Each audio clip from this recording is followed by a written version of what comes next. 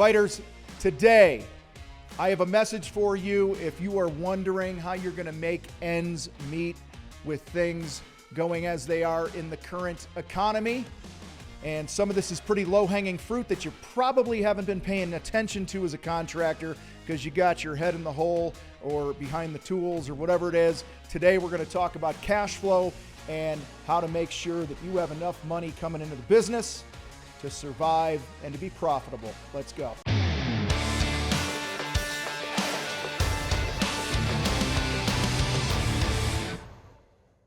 All right, my friends, so cash flow. It's time of year right now, number one, as we head into the winter time with most contractors, especially those in crappy climates, seasonal climates, where your revenue takes a dip, the leads stop coming in as much, it's harder to sell jobs. Probably a lot of you, which this is a no-no, are dropping your prices just to get work and stay busy, and you don't realize the implications of that, and a bunch of other garbage that is going on right now when it comes to making money. So today I want to talk about this here on the show because this is something I think that most contractors don't pay a whole lot of attention to is their cash flow. They only pay attention to it when they're like, shit, I don't have any money. Shit, I opened my bank app and I got like $18 left in that thing. And then you start worrying about cash flow and money and invoicing if you are the average contractor. Now, a second ago, I said that this is a seasonal thing. Number one, right out of the gate, it's a time of year thing where revenue is going to naturally take a dip. There are seasonal fluctuations, to use a big word, fluctuations, all right, in the trades.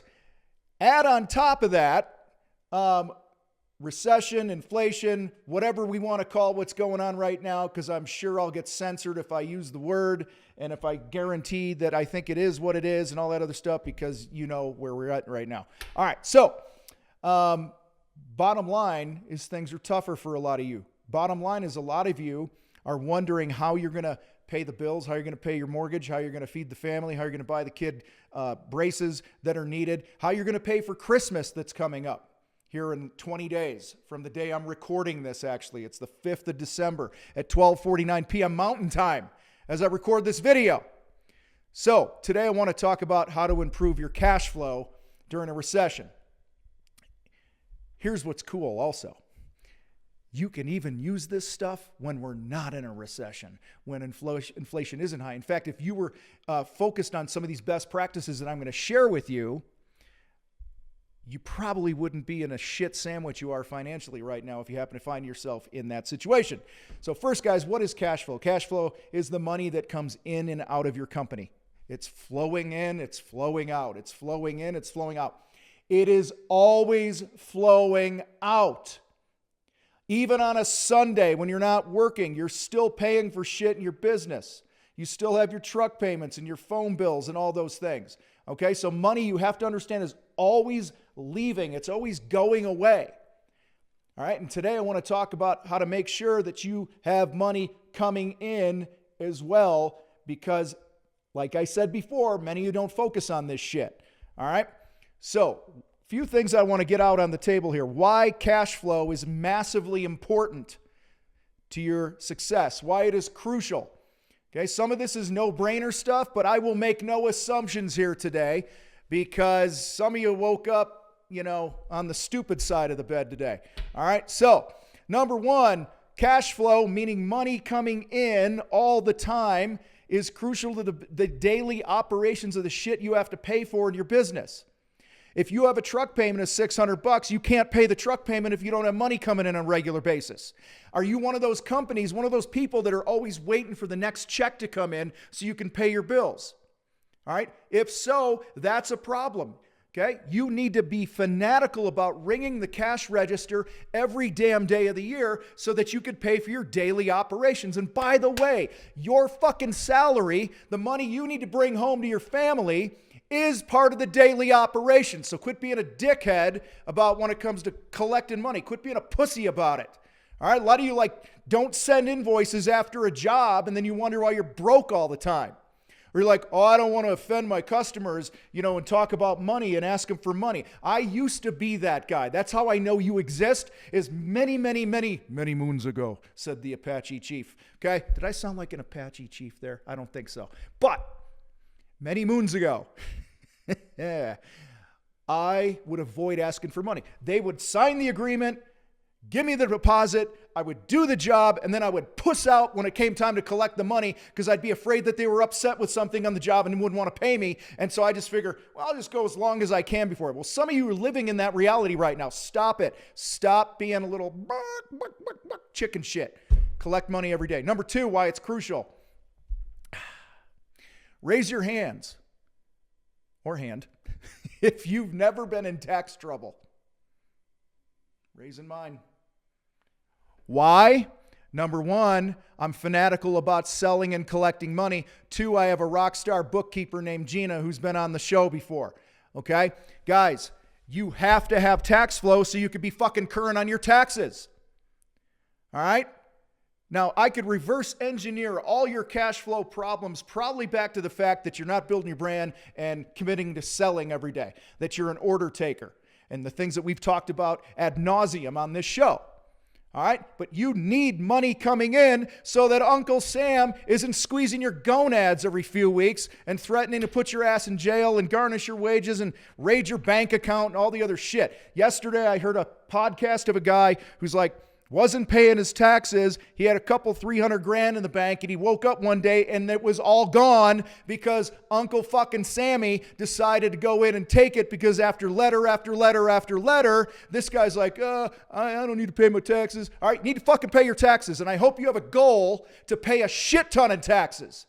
I want to pay a massive amount of money in taxes. Why? Because under the current rules and legalities of the United States of America, as it sits today, that would mean I'm still making shit tons of money. A lot of you guys are like, oh, I don't want to make more because I don't want to pay more. You're a fucking idiot, all right? That's another video. All right, number 3, why it's crucial to your success. To protect your vendor, I don't know why I said it that way, vendor relationships. All right, listen. In the recession of 2008, we were in a shit sandwich for a while. That's the second time today I've used shit sandwich. I don't know where that came from. And I remember there was one, there was one store in particular that we had a paint bill. And I'm talking, we were hurting and we couldn't pay the whole bill. But I'd pick the phone up and I'd go, hey, here's the situation. This is what I can commit to now until things pick up again. And just the fact that I didn't avoid that protected the relationship. I kept money going into him. He thanked me over and over. He's like, thank you. Nobody ever calls. Nobody ever owns this shit. Okay? Guys, I get it. It's a reality when cash flow is tough and it's hard to pay your vendors. But if you don't have cash flow coming in, if you are not fanatical about selling and collecting money and invoicing, the things that we're going to talk about here today, and that we are talking about here today, you risk hurting those relationships. And then when things turn around, what the hell are you going to be stuck with? Okay, think about it. All right, so you gotta collect cash to protect those relationships. A lot of you have great relationships. Be open, have conversations, but make sure that you're doing your part to make sure all that shit gets paid. 4th thing I want to talk about here, why it's crucial to your success, and then I'm going to get into how to improve it. All right, guys, when you are focused on positive cash flow coming into the business on a daily basis, it buys you time. Think about that. It buys you time. Let's just take recession out of the picture. Say you're a seasonal business, all right? And you need to buy time of 2.5, 3 months a year where lead flow is down, okay? By you being focused and improving your positive cash flow practices, it's going to buy you days and days and days and days and keep you alive. In fact, cash flow during a time like this is more important than your bottom line profit. Okay, let me say that again. Cash flow is more important than your profit. So, I'm going to talk about how to improve it. Before I do that, hey, listen, if you are struggling with knowing what to charge, you got a bunch of shit on the brain when it comes to the way you think about money and your value, you don't know how to charge your clients and how to work up your prices, go get our foundations course at thecontractorfight.com/foundations. Go get it. It will be the best $625,000 you've ever spent. Actually, it's not that. It's like $300 or something for $400. All right, but there's tons of modules in there to help you get your head out of your keister, all right, and screwed on right and set your gaze where you want it to go with action steps and things like that to help you win more in business, especially if you're a newer business and you don't know what to do, what to charge. Check out Foundations. So, how do I improve my cash flow? Asks you. Number one, you got to have solid payment terms mapped out in your contracts. If you don't have a contract, fucking get a contract. Don't write your own. Hire an attorney, a construction attorney. Make sure the payment terms are very clear. And you never, ever, ever, what did I say? Ever start a job without a signed agreement of what the scope is, what the payment terms are. Do not ever continue on a job if a progress payment hasn't come in. That's your green light to call a timeout and go, hey, we're owed a progress payment when this is delivered or when this milestone is hit on the project or 3 weeks in, whatever your terms are, that's between you and your attorney. The minute those are not honored, you call a timeout. You don't spend one more dime on that project. Stop being a nice guy. Oh, we'll get you tomorrow, Tom. No, I've fallen prey to the we'll get you tomorrow, Tom, many times through the years, and not once did they get me tomorrow. All right? So don't open the door for that. Secondly, on the payment terms thing, you need to honor your own terms. A lot of you spend money on an attorney, you put all this shit in place, and then you don't honor your own payment terms. So if you want to improve your cash flow, set solid payment terms and honor them. Number two, especially in a rough time, slow time of year, recession, inflation, it's harder to get work. Consider early pay discounts. Now, price your work high enough so that when you discount it, okay, that you're still getting the profit margin that you need to keep the business going and to break even and not go negative. Again, Foundations is a great course to teach you that. So for instance, I know a lot of guys in a certain industry that will do prepays for a spring service, and they'll send the letters and emails out in February when they don't have any money coming in, and they will collect hundreds of thousands of dollars if people prepay their spring service and get a 10% discount. See, the money is now in their bank account right now. Okay? I used to do that with select GCs and builders. If it was a $40,000 project, I'd say, hey, I'll knock off $3,500 if you pay it in full when we prime the house and I hand you an invoice. Okay? I got all my money up front with a few of these guys, and because the project was taking several months to do for us to be back and in and out and this and that, I'd rather have all that money up front and not be chasing it on the back end and fucking with my cash flow. Third thing, pay as late as you can. Now, I didn't say pay your bills late. I said pay them as late as you can. Maybe I didn't say that. I should have said that. Pay your bills as late as you can based on the payment terms. So if you have 25-day payment terms, okay, transfer the money on the 25th day or the 24th day. It, again, buys you time. All right? Everybody who runs a business also knows that their clients are doing this, by the way. All right? So, but guys, if you're paying a bill right when it comes in, which is noble and it's good, all right, go for it if you've got it. Pay your bills on time. We do. We pay things pretty fucking quick around here. However, if a lean time is coming up or you're waiting on money or this or that, make sure that you're looking at the payment terms that you have with your other vendors and honor those terms, but just push it as late into that payment term as you can. That keeps cash here for you. Again, buys you time. Number 4, I got a few more of these guys. Invoice now, like right now. I can't tell you how many people I've coached through the years that are crying broke, and then we look into their books and their money and their jobs and this and that, and they've got $100,000 they haven't fucking invoiced for because they don't have the systems in place. All right? They forgot to do it. Guys, every single day you should be sending a fucking invoice. All right? Number 5, track daily. This kind of goes with what I just said about invoicing now. You got to know what is owed to you on a daily basis. When you are tracking what's coming in fact, forget what's owed right now. That's your accounts receivable and payable part. I'm going to get to that in a second. If you just put a board up on the wall and put a calendar. Here's, Monday, the 5th of December, and you put a Y or an N at the end of the day if you deposited any money into the bank. If you just did that, you'd make more money because you'd get sick of seeing an N in there. No. I want yeses, okay? And your reticular activating system, the part of your brain basically that controls shit, says what you tell it's important, it will find more of it. So if you're telling your brain that cash flow is more important and it's crucial right now, and you track it every day, what's coming in every day, whether or not it's coming in, if you just tell your brain that that's important, your brain is going to work overtime to find ways to make that happen. Number 6, increase your rates. Tom, can't increase our rates. I think I just did this on another video. I said, when your lead flow's down, you have less at-bats, you need to make more money. All right, so get some fucking sales training, join one of our programs or whatever you got to do, get foundations if nothing else, and make sure you're charging the right amount, because 95% of contractors, for the past decade that we've been working with them or so, 95% of them are undercharging. You're not even charging what you should be charging. So make sure you're squared away there. Number 7, upsell. Okay, upsell. There are many things on a project that people want done that you probably do, but they don't know you do because you don't open your mouth. You haven't trained your foreman how to have conversations and the word tracks to upsell them. Okay, don't sell them shit they don't need or don't want. That's not what I'm saying. What I'm saying is have your eyes open. If you're painting one room and you notice the drywall's screwed up in another room, go, hey, I don't know if you want to paint this whole room or not, but while we're here, it'll only be another $150 if we fix that drywall and primed it for you, so when you're ready to paint it, you can just paint it. Okay?